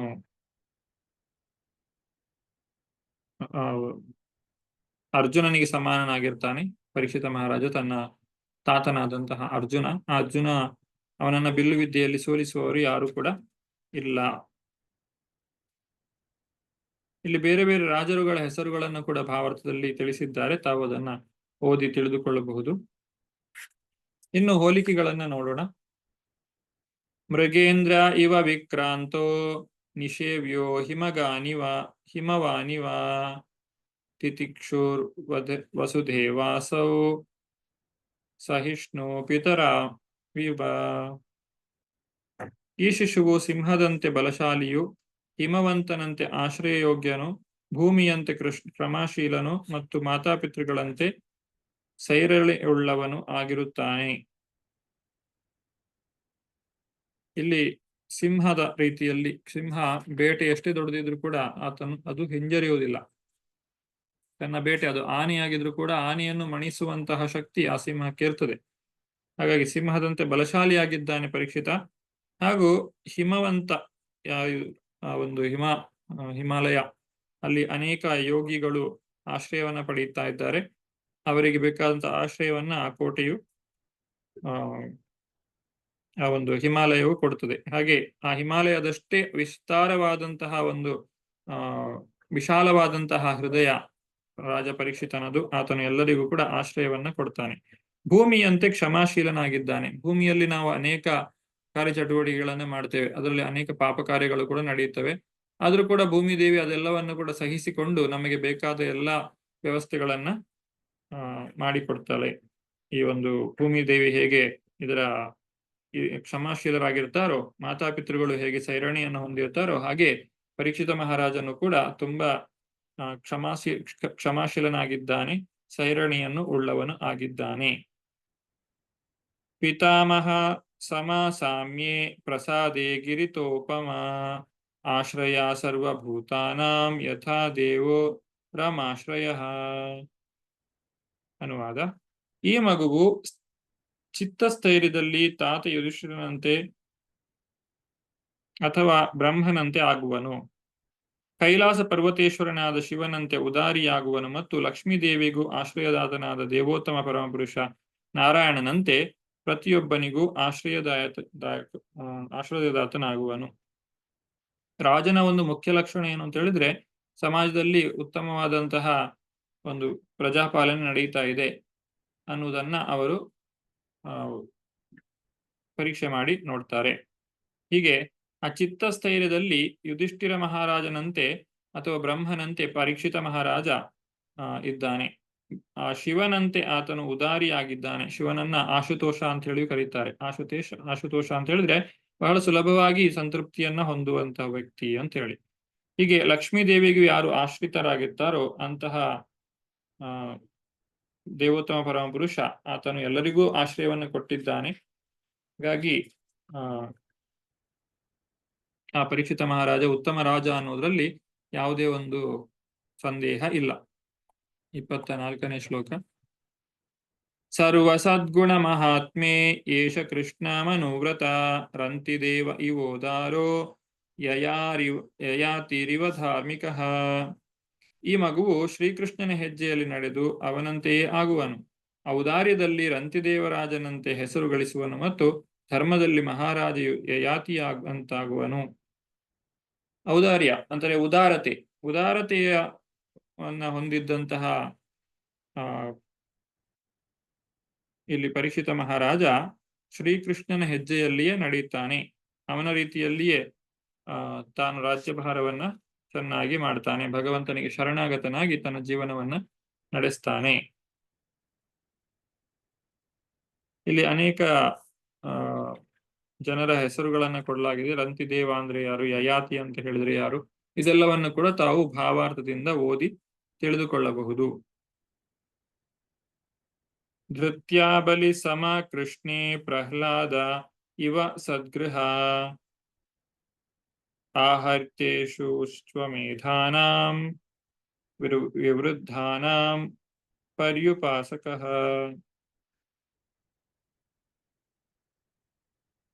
ಈ ಮಗುವು ಸಹನೆಯಲ್ಲಿ ಬಲಿ ಮಹಾರಾಜನಂತೆ ಆಗ್ತಾನೆ. ಬಲಿ ಮಹಾರಾಜ ಎಷ್ಟೇ ಪ್ರಶ್ನೆಗಳಿಗೆ, ಎಷ್ಟೇ ಒಂದು ಪರೀಕ್ಷೆಗಳಿಗೆ ಒಳಗಾದನಾದ್ರೂ ಕೂಡ ಆತನು ತನ್ನ ಸಹನೆಯನ್ನ ಕಳೆದುಕೊಳ್ಳಿಲ್ಲ. ಭಗವಂತನಿಗೆ ಸರ್ವ ಸಮರ್ಪಣೆಯನ್ನೇ ಮಾಡ್ತಾನೆ. ಪ್ರಹ್ಲಾದ ಮಹಾರಾಜನಂತೆ ಶ್ರೀಕೃಷ್ಣನ ದೃಢಭಕ್ತನಾಗುತ್ತಾನೆ. ಪ್ರಹ್ಲಾದ ಮಹಾರಾಜ ಹೇಗೆ 7 ದಿನಗಳ ಕಾಲ 7 ರಾತ್ರಿ ಹಗಲು ತನಕ ನಿರಂತರವಾಗಿ ಭಾಗವತವನ್ನು ಶ್ರವಣ ಮಾಡಿದ್ದಾರೆ, ಅಂತಹ ಒಂದು ಪರೀಕ್ಷಿತ ಮಹಾರಾಜ ಪ್ರಹ್ಲಾದನಂತೆ ಭಕ್ತಿಯನ್ನ ಶ್ರೀಕೃಷ್ಣನಲ್ಲಿ ದೃಢಭಕ್ತಿಯನ್ನ ಹೊಂದಿರ್ತಾನೆ. ಅಶ್ವಮೇಧ ಯಾಗಗಳನ್ನ ಮಾಡಿ ವೃದ್ಧ ಮತ್ತು ಅನುಭವಿ ಜನರನ್ನ ಅನುಸರಿಸ್ತಾ ತಾನು ರಾಜ್ಯಭಾರವನ್ನ ಮಾಡ್ತಾ ಇದ್ದಾನೆ. 26 ರಾಜರ್ಷೀಣಾಂ ಜನಯಿತ ಶಾಸ್ತಾಚೋತ್ಪಥಗಾಮಿನಾಂ ನಿಗ್ರಹೀತ ಕಲೇರೇಶ ಭುವೋ ಧರ್ಮಸ್ಯ ಕಾರಣಾತ್. ಈ ಮಗು ಋಷಿಗಳಂತಿರುವ ಜನರಿಗೆ ಆಗಿರುವವನು. ವಿಶ್ವಶಾಂತಿ ಧರ್ಮಗಳ ಸಲುವಾಗಿ ದುರಹಂಕಾರಿಗಳನ್ನು ಮತ್ತು ಕಲಹಪ್ರಿಯರನ್ನು ದಂಡಿಸುವನು. ಇದೆಲ್ಲವೂ ಕೂಡ ಪರೀಕ್ಷಿತ ಮಹಾರಾಜನ ವರ್ಣನೆಯಾಗಿದೆ. ಕಲಿಯ ಒಂದು ಪ್ರವೇಶವನ್ನು ಕೂಡ ಅವನು ತಡೆಯುತ್ತಾನೆ. 27ನೇ ಶ್ಲೋಕ. ತಕ್ಷಗಾತಾತ್ಮನೋ ಮೃತ್ಯುಂ ದ್ವಿಜಪುತ್ರೋರ್ ಉಪಸರ್ಜಿತಾತ್ ಪ್ರಪಸ್ಯತ ಉಪಶ್ರುತ್ಯ ಮುಕ್ತ ಸಂಗ ಪದಂ ಹರೇ. ಇಲ್ಲಿ ಪರೀಕ್ಷಿತ ಮಹಾರಾಜನ ಮರಣ ಹೇಗಾಗ್ತದೆ ಎನ್ನುವುದನ್ನು ತಿಳಿಸ್ತಾ ಇದ್ದಾರೆ. ಬ್ರಾಹ್ಮಣನ ಪುತ್ರನು ಕಳುಹಿಸಿದ ಸರ್ಪ ಪಕ್ಷಿಯ ಅಂದರೆ ತಕ್ಷಕನ ಕಡಿತದಿಂದ ತನಗೆ ಮರಣ ಉಂಟಾಗುವುದೆಂದು ಕೇಳಿ ಇವನು ದೇವೋತ್ತಮ ಪರಮಪುರುಷನಿಗೆ ಶರಣಾಗುತ್ತಾನೆ. ಅವನಲ್ಲಿ ಆಶ್ರಯವನ್ನು ಪಡೆದು ಸಕಲ ಭೌತಿಕ ಸಂಘದಿಂದ ಮುಕ್ತನಾಗುತ್ತಾನೆ. ಬ್ರಾಹ್ಮಣ ಪುತ್ರನ ಒಂದು ಶಾಪ, ಇದು ಕಲಿಯುಗದ ಲಕ್ಷಣ ಅಂತ ಹೇಳ್ತಾರೆ ಪ್ರತಿಯೊಬ್ಬರು ಪ್ರಭುಪಾದರು. ಕಲಿಯುಗದ ಲಕ್ಷಣದಲ್ಲಿ ಹೇಗಿರ್ತದೆ ಅಂತ ಹೇಳಿದ್ರೆ, ಈ ಬ್ರಾಹ್ಮಣ ಹುಡುಗ ಅವನಂತಹ ಒಂದು ಜವಾಬ್ದಾರಿಯುತವಾದಂತಹ ಸ್ಥಾನದಲ್ಲಿರುವಂತಹ ವ್ಯಕ್ತಿ ತಾನು ಶಾಪವನ್ನ ಕೊಡ್ತಾನೆ. ಇದರಿಂದ ಒಂದು ದೇಶವನ್ನ ಆಳುವಂತಹ ರಾಜನೇ ತನ್ನ ಪ್ರಾಣವನ್ನ ಕಳೆದುಕೊಳ್ಳಬೇಕಾಯಿತು. ಅಂತಹ ಒಂದು ಗೊಂದಲಮಯವಾದಂತಹ ಪರಿಸ್ಥಿತಿ ಈ ಕಲಿಯುಗದಲ್ಲಿ ನಡೀತಾ ಇರ್ತದೆ. ಪರೀಕ್ಷಿತ ಮಹಾರಾಜನಿಂದ ಶಪಿತನಾಗಿದ್ರು ಕೂಡ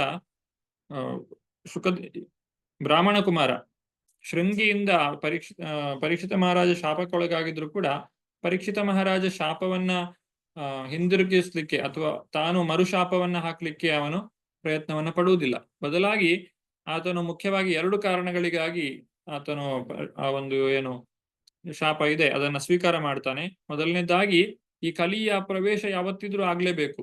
ಅವನು ಆ ಒಂದು ಕಲಿಯುಗ ಪ್ರಾರಂಭ ಆಗ್ಲೇಬೇಕು. ಹಾಗಾಗಿ ಆ ಕಲಿಯುಗದ ಪ್ರಾರಂಭಕ್ಕೆ ಆತನು ಅನುಮತಿಯನ್ನ ಕೊಡ್ತಾನೆ ಮತ್ತು ಕಲಿಯ ಪ್ರವೇಶ ಎಲ್ಲೆಲ್ಲ ಆಗ್ತದೆ ಅನ್ನೋದನ್ನ ನೋಡಿ ಅಂತಹ ಮನೆಗಳಲ್ಲಿ ಅಥವಾ ಅಂತಹವರ ಮನಸ್ಸಿನಲ್ಲಿ ಕಲಿಯು ಪ್ರವೇಶವನ್ನ ಪಡೆಯುತ್ತಾನೆ. ಇಲ್ಲ ಅಂತ ಹೇಳಿದ್ರೆ ಕಲಿಯ ಪ್ರಭಾವ ನಮ್ಮ ಮೇಲೆ ಆಗುವುದಿಲ್ಲ. 2ನೇ ಕಾರಣ, ಭಾಗವತವನ್ನ ಶ್ರವಣ ಮಾಡಿ ತಾನು ಶರೀರವನ್ನು ತ್ಯಾಗ ಮಾಡಿದರೆ ಭಗವಂತನ ಧಾಮಕ್ಕೆ ಹೋಗಬಹುದು. ಜೊತೆಗೆ ಭಗವಂತನ ನಾಮದ ಒಂದು ಪ್ರಯೋಜನವನ್ನ ಪಡೆದು ಎಲ್ಲರೂ ಕೂಡ ಭಗವಂತನ ಧಾಮಕ್ಕೆ ಹೋಗ್ಲಿಕ್ಕೆ ಸಾಧ್ಯವಾಗ್ತದೆ. ಆ ಕಲಿಯುಗದಲ್ಲಿ ಹರಿನಾಮದ ಮಹತ್ವ ಅದು ಬಹಳ ಉತ್ತಮವಾದದ್ದು. ಹೀಗೆ 2 ಕಾರಣಗಳಿಗೋಸ್ಕರ. ಮೊದಲನೇದಾಗಿ ಕಲಿಯುಗದ ಪ್ರಾರಂಭ ಆಗಲೇಬೇಕಾದ್ದರಿಂದ ಅದಕ್ಕೆ ಅವಕಾಶವನ್ನ ಕೊಡ್ಲೇಬೇಕಾಗುತ್ತದೆ. 2ನೇದಾಗಿ ಕಲಿಯುಗದ ಪ್ರಾರಂಭ ಆದ್ದರಿಂದ ಭಗವಂತನ ಭಕ್ತಿ ಯಾರು ಮಾಡ್ತಾ ಇದ್ದಾರೆ, ಸಾಧನೆ ಯಾರು ಮಾಡ್ತಾ ಇದ್ದಾರೆ, ಅವರು ಬಹಳ ಬೇಗ ಪ್ರಗತಿಯನ್ನ ಸಾಧಿಸಲಿಕ್ಕೆ ಸಾಧ್ಯವಾಗುತ್ತದೆ. ಇನ್ನು 28ನೇ ಶ್ಲೋಕ. ಜಿಜ್ಞಾಸಿತಾತ್ಮ ಯಥಾರ್ಥ್ಯೋ ಮುನೆ ವ್ಯಾಸಸುತಾದಸೌ ಹಿತ್ವೇದಂ ನೃಪಗಂಗಾಯಾಂ ಯಾಸ್ಯತ್ಯದ್ಧ ಕುತೋ ಭಯಂ ಅಕುತೋ ಭಯಂ. ಅವನು ಮಹಾದಾರ್ಶನಿಕರಾದ ವ್ಯಾಸಪುತ್ರರೊಂದಿಗೆ ಸರಿಯಾದ ಆತ್ಮಜ್ಞಾನವನ್ನು ಕುರಿತು ಚರ್ಚೆ ಮಾಡಿ ಸಕಲ ಭೌತಿಕ ವ್ಯಾಮೋಹಗಳನ್ನು ತೊರೆದು ನಿರ್ಭಯ ಜೀವನವನ್ನು ಸಾಧಿಸುವನು. ಇದು ಸಾವಿನ ಕುರಿತಾಗಿ ಹೇಳುವಂಥದ್ದು. ಇಲ್ಲಿ ಪರೀಕ್ಷಿತನ ಒಂದು ಸಾವು ಅಥವಾ ಶರೀರ ತ್ಯಾಗ ಹೇಗೆ ಆಗ್ತದೆ ಅಂತ ಹೇಳಿದ್ರೆ, ಅದು ಮುಂದಕ್ಕೆ ಶೃಂಗಿ ಅನ್ನುವಂತಹ ಬಾಲಕನಿಂದ ಶಾಪದಿಂದ ಆತನಿಗೆ ಸಾವು ಬರ್ತದೆ. ಅದರ ಆ ಒಂದು ಸಾವು ಬಂತು ಅನ್ನುವಂಥ ವಿಚಾರ ತಿಳಿದಾಗ, ಇನ್ನು 7 ದಿವಸದಲ್ಲಿ ಸಾವು ಬರ್ತದೆ ಅಂತ ಹೇಳಿ ತಿಳಿದಾಗ, ಆ ಒಂದು ಅವಕಾಶವನ್ನ ವ್ಯಾಸಪುತ್ರರಾದಂತಹ ಶುಕದೇವ ಗೋಸ್ವಾಮಿಗಳ ಜೊತೆಗೆ ಶ್ರೀಮದ್ ಭಾಗವತದ ಶ್ರವಣದಲ್ಲಿ ಅವರು ಕಳೆಯುತ್ತಾರೆ. ಇತಿ ರಾಜ್ಞಾ ಉಪಾದಿಶ್ಯ ವಿಪ್ರ ಜಾತಕ ಕೋವಿದ ಲಬ್ಧಾ ಪಚಿಚಯ ಸರ್ವೇ ಪ್ರತಿ ಜಗ್ಮು ಸ್ವಕಾಂಗ್ರಹಾನ್. ಜ್ಯೋತಿಷ್ಶಾಸ್ತ್ರದಲ್ಲಿ ಮತ್ತು ಜಾಗತಿಕ ಕರ್ಮಾಚರಣೆಯಲ್ಲಿ ತಜ್ಞರಾದವರು ಹೀಗೆ ಮಹಾರಾಜ ಯುಧಿಷ್ಠಿರನಿಗೆ ಮಗುವಿನ ಭವಿಷ್ಯದ ಬಗ್ಗೆ ಹೇಳಿದರು. ಬಳಿಕ ಅವರು ಪುಷ್ಕಳವಾಗಿ ದಕ್ಷಿಣೆಯನ್ನು ಪಡೆದು ತಮ್ಮ ತಮ್ಮ ಮನೆಗಳಿಗೆ ಹಿಂದಿರುಗಿದರು. ಬ್ರಾಹ್ಮಣರಿಗೆ ದಕ್ಷಿಣೆಯನ್ನು ಕೊಡುವಂತದ್ದು ಕ್ರಮ. ಯಾಕಂದ್ರೆ ಅವರು ನಮ್ಮೆಲ್ಲರ ಸಮಾಜದ ಒಂದು ಒಳಿತಿಗಾಗಿ ಕೆಲಸವನ್ನ ಮಾಡ್ತಾರೆ. ಅಂತವರಿಗೆ ಪುಷ್ಕಳವಾದಂತಹ ದಕ್ಷಿಣೆಯನ್ನ ಕೊಡ್ತಾರೆ ಯುಧಿಷ್ಠಿರ ಮಹಾರಾಜ. ಮತ್ತು ಅವರು ಮನಪೂರ್ವಕವಾಗಿ ಹುಟ್ಟಿದಂತಹ ಮಗು ಪರೀಕ್ಷಿತನಿಗೆ ತಮ್ಮ ಆಶೀರ್ವಾದವನ್ನ ನೀಡುತ್ತಾರೆ.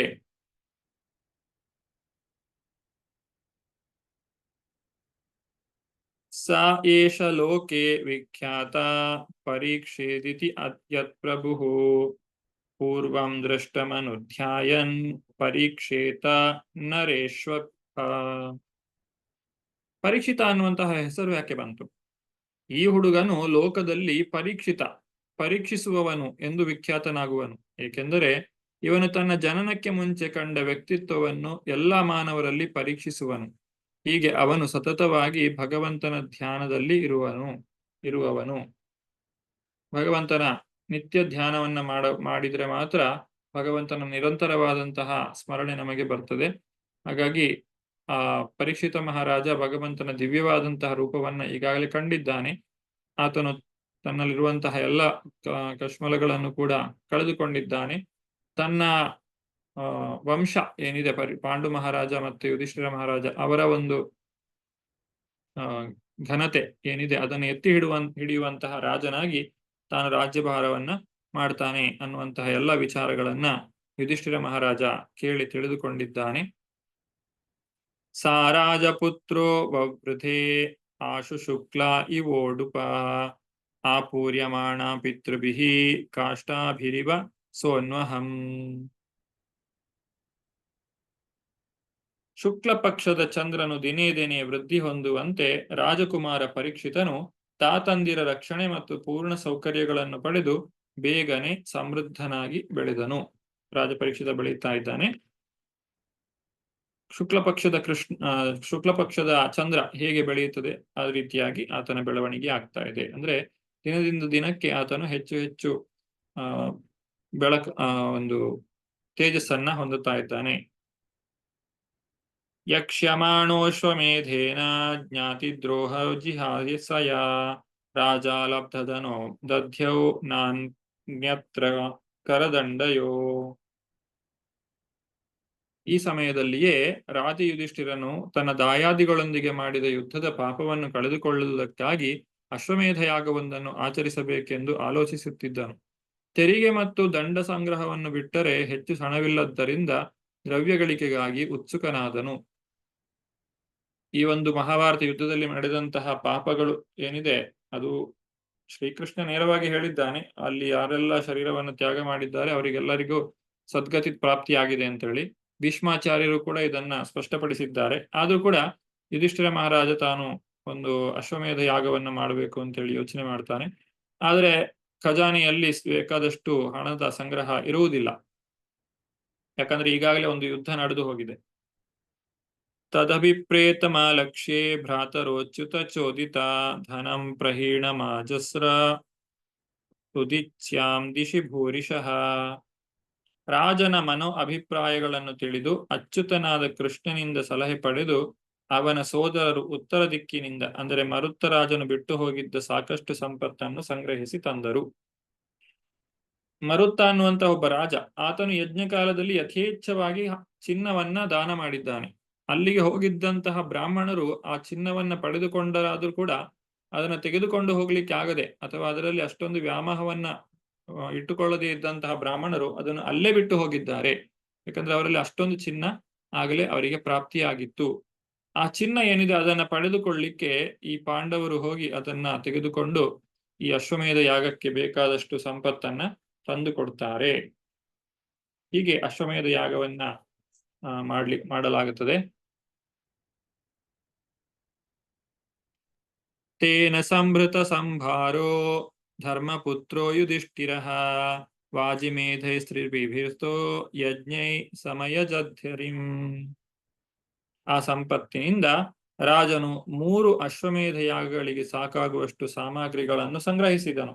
ಈ ರೀತಿಯಾಗಿ ಕುರುಕ್ಷೇತ್ರ ಯುದ್ಧವಾದ ಬಳಿಕ ಬಹುಭೀತನಾಗಿದ್ದ ಧರ್ಮಿಷ್ಠನಾಗಿದ್ದ ಯುಧಿಷ್ಠಿರ ರಾಜನು ದೇವೋತ್ತಮ ಪರಮಪುರುಷನಾದ ಶ್ರೀಹರಿಯನ್ನು ಸಂತೋಷಪಡಿಸಿದನು. ಯಜ್ಞ ಅಂತ ಹೇಳಿದ್ರೆ ಯಜ್ಞ ಪುರುಷನ ಸಂತೋಷ. ಅದರಲ್ಲಿ ಅನೇಕ ಕಾರ್ಯಗಳಿವೆ. ದೇವತೆಗಳಿಗೂ ಕೂಡ ಆಹುತಿಯನ್ನ ಅರ್ಪಿಸಲಾಗುತ್ತದೆ. ಆದ್ರೆ ಮೂಲದಲ್ಲಿ ಇದರಿಂದ ಸಂತೋಷ ಪಡಬೇಕಾಗಿರುವಂತದ್ದು ಭಗವಾನ್ ಶ್ರೀಕೃಷ್ಣನೇ ಆಗಿದ್ದಾನೆ. ಹಾಗೆ ಯಜ್ಞದ ಮುಖಾಂತರವಾಗಿ ಯುಧಿಷ್ಠಿರ ಮಹಾರಾಜ ಶ್ರೀಕೃಷ್ಣನನ್ನ ಸಂತೋಷಪಡಿಸಿದ್ದಾನೆ. ಆಹುತೋ ಭಗವಾನ್ ರಾಜ್ಞಾ ಯಾಜಯಿತ್ವಾ ದ್ವಿಜೈರ್ನೃಪಂ ಉವಾಸ ಕತಿಚಿನ್ಮಾಸಾನ್ ಸುಹೃದಾಂ ಪ್ರಿಯಕಾಮ್ಯಯ. ದೇವೋತ್ತಮ ಪರಮಪುರುಷ ಶ್ರೀಕೃಷ್ಣನು ಮಹಾರಾಜ ಯುಧಿಷ್ಠಿರನಿಂದ ಯಜ್ಞಕ್ಕೆ ಆಹ್ವಾನಿತನಾಗಿ ಯಜ್ಞವು ಅರ್ಹವಾದಂತಹ ದ್ವಿಜರಿಂದ ಬ್ರಾಹ್ಮಣರಿಂದ ನೆರವೇರುವಂತೆ ನೋಡಿಕೊಂಡನು. ಆ ಬಳಿಕ ಬಂಧುಗಳೊಂದಿಗೆ ಸಂತೋಷವನ್ನು ಉಂಟು ಮಾಡುವ ಇಚ್ಛೆಯಿಂದ ಭಗವಂತನು ಕೆಲವು ತಿಂಗಳ ಕಾಲ ಅಲ್ಲಿಯೇ ಉಳಿದನು. ಪರೀಕ್ಷಿತ ಮಹಾರಾಜನ ಜನನದ ನಂತರ ಶ್ರೀಕೃಷ್ಣ ಅಲ್ಲೇ ಯಜ್ಞದ ನಂತರ ಅಲ್ಲೇ ಉಳಿದುಕೊಳ್ತಾನೆ ತನ್ನ ಬಂಧು ಮಿತ್ರರ ಜೊತೆಗೆ ಹಸ್ತಿನಾಪುರದಲ್ಲಿ. ನಂತರ ತಾನು ದ್ವಾರಕೆಗೆ ಮತ್ತೆ ಹಿಂದಿರುಗುತ್ತಾನೆ. ತಥೋ ರಾಜ್ಞಾಭ್ಯನುಜ್ಞಾತ ಕೃಷ್ಣಯಾ ಸಹ ಬಂಧುಭಿಃ ಯಯೌ ದ್ವಾರವತಿಂ ಬ್ರಹ್ಮನ್ ಸಾರ್ಜುನೋ ಯದುವಿವೃತಃ. ಎಲೆ ಶೌನಕರೇ, ಅನಂತರ ಶ್ರೀಕೃಷ್ಣನು ಯುಧಿಷ್ಠಿರ, ದ್ರೌಪದಿ ಮತ್ತು ಇತರ ಬಂಧುಗಳಿಗೆ ವಿದಾಯ ಹೇಳಿ ಅರ್ಜುನ ಮತ್ತು ಯದುವಂಶದ ಸದಸ್ಯರಿಂದ ಒಳಗೂಡಿ ದ್ವಾರಕೆಗೆ ಹೊರಟನು. ಇಲ್ಲಿ ಭಗವಂತನ ಒಂದು ಲೀಲೆ ಏನಿದೆ ಅದರ ಕೊನೆಯ ಭಾಗವನ್ನ ನಾವು ಕಾಣ್ತಾ ಇದ್ದೇವೆ. ಅರ್ಜುನನು ಶ್ರೀಕೃಷ್ಣನ ಜೊತೆಗೆ ಹೋದ ನಂತರ ಏನಾಯಿತು ಅಲ್ಲಿ ದ್ವಾರಕೆಯಲ್ಲಿ ಅನ್ನೋದನ್ನ ನಾವು ಮುಂದಿನ ಅಧ್ಯಾಯಗಳಲ್ಲಿ 14ನೇ ಅಧ್ಯಾಯದಲ್ಲಿ ತಿಳಿದುಕೊಳ್ತೇವೆ. ಮುಂದಿನ 13ನೇ ಅಧ್ಯಾಯದಲ್ಲಿ ವಿದುರನ ಕುರಿತಾಗಿ ತಿಳಿದುಕೊಳ್ತೇವೆ. ವಿದುರನು ತೀರ್ಥಯಾತ್ರಕ್ಕೆ ಹೋಗಿರ್ತಾನೆ. ಈಗ ಮಹಾಭಾರತ ಯುದ್ಧದ ನಂತರ ಆತನು ಮತ್ತೆ ಹಸ್ತಿನಾಪುರಕ್ಕೆ ಬರ್ತಾನೆ. ಬರುವುದಕ್ಕೆ ಮೂಲ ಕಾರಣ ಏನು ಅಂತ ಹೇಳಿದ್ರೆ ತನ್ನ ಅಣ್ಣನಾದಂತಹ ಧೃತರಾಷ್ಟ್ರನನ್ನ ಉದ್ಧಾರ ಮಾಡುವಂತಹ ಉದ್ದೇಶದಿಂದ ವಿದುರನು ಬರ್ತಾನೆ. ಅದೆಲ್ಲವನ್ನು ಕೂಡ ನಾವು ಮುಂದಿನ ಅಧ್ಯಾಯದಲ್ಲಿ ನೋಡ್ಲಿಕ್ಕಿದ್ದೇವೆ. ಯಾವ ರೀತಿಯಾಗಿ ಧೃತರಾಷ್ಟ್ರನ ಉದ್ಧಾರವನ್ನ ಮಾಡಲಾಯಿತು ಅನ್ನೋದಾಗಿ. ಹೀಗೆ ಭಗವಾನ್ ಶ್ರೀಕೃಷ್ಣನ ಅನೇಕ ಲೀಲೆಗಳನ್ನ ಒಳಗೊಂಡಂತಹ ಈ ಶ್ರೀಮದ್ ಭಾಗವತದಲ್ಲಿ ಭಗವಾನ್ ಶ್ರೀಕೃಷ್ಣ ಪರೀಕ್ಷಿತನನ್ನ ಆತನ ಉತ್ತರೆಯ ಗರ್ಭದಲ್ಲಿ ಗರ್ಭರೂಪದಲ್ಲಿದ್ದಂತಹ ಶಿಶುವನ್ನ ಹೇಗೆ ರಕ್ಷಣೆ ಮಾಡಿದ ಅನ್ನೋದನ್ನ ಇವತ್ತು ನಾವು ತಿಳಿದುಕೊಂಡಿದ್ದೇವೆ. ಇತಿ ಶ್ರೀಮದ್ ಭಾಗವತೆ ಮಹಾಪುರಾಣೆ ಪಾರಮಹಂಸ್ಯಾಯಾಂ ಸಂಹಿತಾಯಾಂ ಪ್ರಥಮ ಸ್ಕಂದೆ ಪರೀಕ್ಷಿತ್ ಜನ್ಮೋತ್ ಉತ್ಕರ್ಷೋ ನಾಮ 12ೋಧ್ಯಾಯ. 12ನೇ ಅಧ್ಯಾಯ ಇಲ್ಲಿಗೆ ಸಮಾಪ್ತಿಯಾಯಿತು. ಮುಂದಿನ ಅಧ್ಯಾಯವನ್ನು ನಾವು ಮುಂದಿನ ಸಂಚಿಕೆಯಲ್ಲಿ ನೋಡೋಣ, ಮುಂದಿನ ತರಗತಿಯಲ್ಲಿ ನೋಡೋಣ. ವಾಂಛಾಕಲ್ಪತರುಭ್ಯಶ್ಚ ಕೃಪಾ ಸಿಂಧುಭ್ಯ ಏವ ಚ ಪತಿತಾನಾಂ ಪಾವನೇಭ್ಯೋ ವೈಷ್ಣವೇಭ್ಯೋ ನಮೋ ನಮಃ. ಅನಂತ ಕೋಟಿ ವೈಷ್ಣವ ವೃಂದ ಕಿ ಜೈ. ನಾಮಾಚಾರ್ಯ ಹರಿದಾಸ್ ಠಾಕೂರ್ ಕಿ ಜೈ. ಧನ್ಯವಾದಗಳು. ಹರೇ ಕೃಷ್ಣ.